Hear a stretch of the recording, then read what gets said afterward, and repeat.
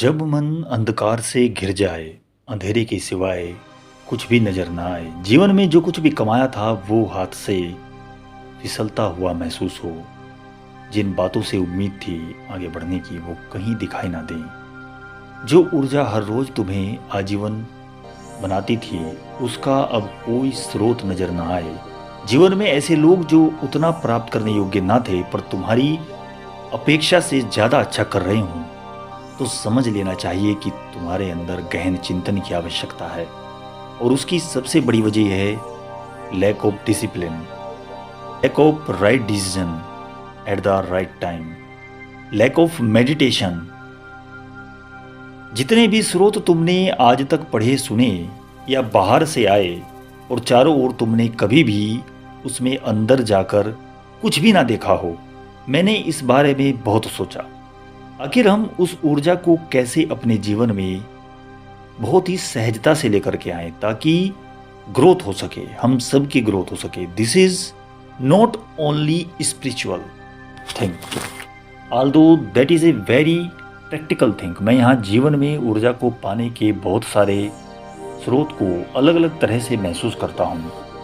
अलग अलग तरह के योग, सहज योग, शून्य योग, थॉटलेस होना, एफर्टलेस मेडिटेशन, प्राणायाम, योगाभ्यास, physical and mental growth, mental exercise and many gym exercise, western exercise etcetera. ये सभी बेहतर विकल्प हो सकते हैं ऊर्जावान होने के।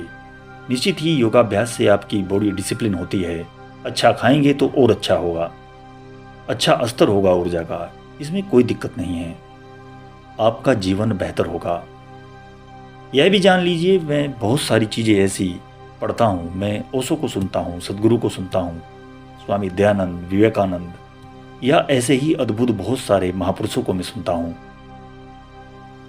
मैंने बहुत सारी चीज़ें देखी हैं, लेकिन मैं जब भी कभी सही मायने में अंधकार से घिरता हूँ तो मैं जो सबसे ज़्यादा अपने ऊपर कारगर मानता हूँ मैं उसी पर बात करूँगा, वही बात सुनूंगा और वही बात कहूँगा।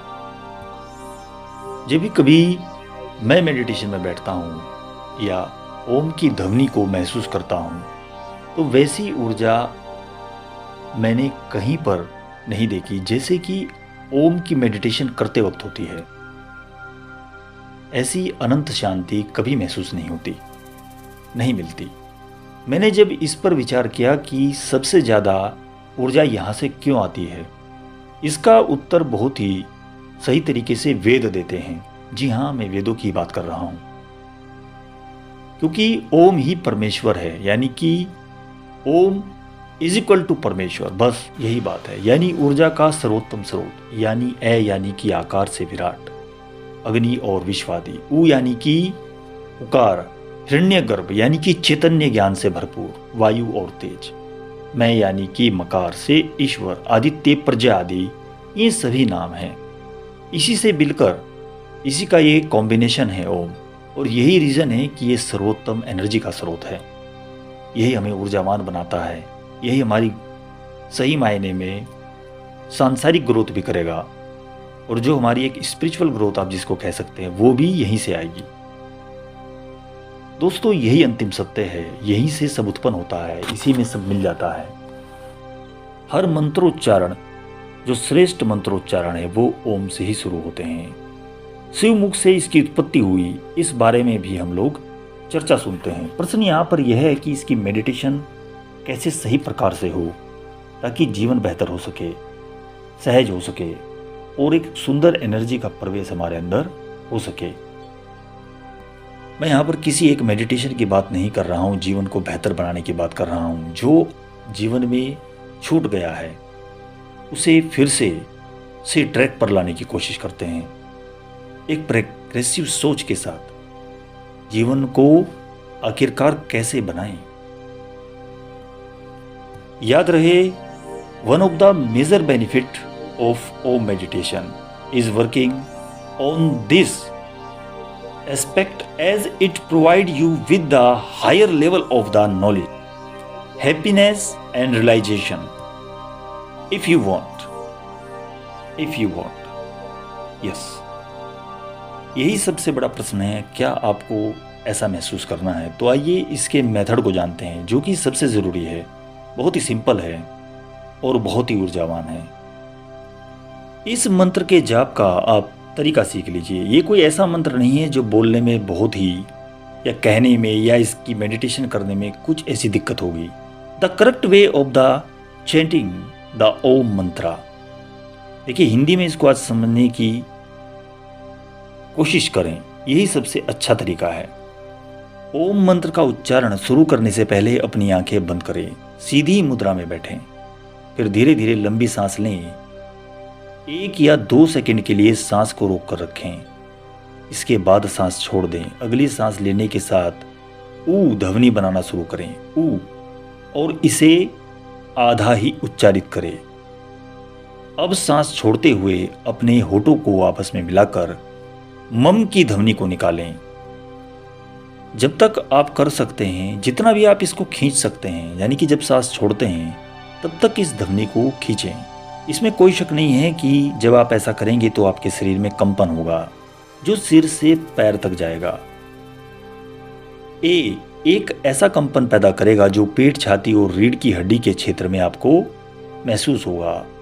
जो ऊ का उच्चारण है, वो ओ का कंपन उत्पन्न होता है वहां पर। यह कंपन आपके सीने में गूंजता है, जो कि गले और शरीर के मध्य भाग में भी कंपन पैदा करता है। अंत में मैं शब्द का जाप करने से नाक और मस्तिष्क क्षेत्र में मम की गुनगुनाहट होती है। कंपन शरीर के ऊपरी हिस्से को ठीक करने में मदद करता है। इस तरह ओम मंत्र की जो ब्रह्मांडीय ऊर्जा है, निश्चित ही शरीर में प्रवेश करती है। यह मंत्र आपके जीवन में सकारात्मक ऊर्जा का संचार करता है और आपके अंदर से एक तरोताजगी का एहसास आपको होगा। देखिए दोस्तों, ये इसका तरीका है। इसको इतना कोई ज़्यादा टफेस्ट लेने की ज़रूरत नहीं है कि ऐसी कोई टफ मेथड है, ऐसा कुछ नहीं। It is very easy. मैं ये नहीं कहूँगा कि कितनी एनर्जी आपको मिलेगी। मैंने एक चीज़ देखी है कि इसका असर होता है, ये बात आप जान लीजिए, और ये सच है।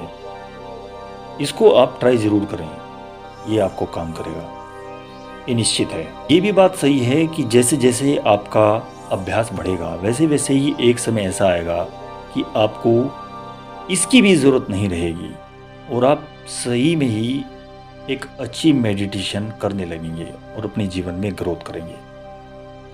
लेकिन ऊर्जा का पहला और आखिरी स्रोत यही है, ये भी सत्य है। ट्राई कीजिएगा ज़रूर। आगे मिलता हूँ किसी ऐसी सत्य खोज के साथ, वीडियो के साथ। ओम नमः शिवाय।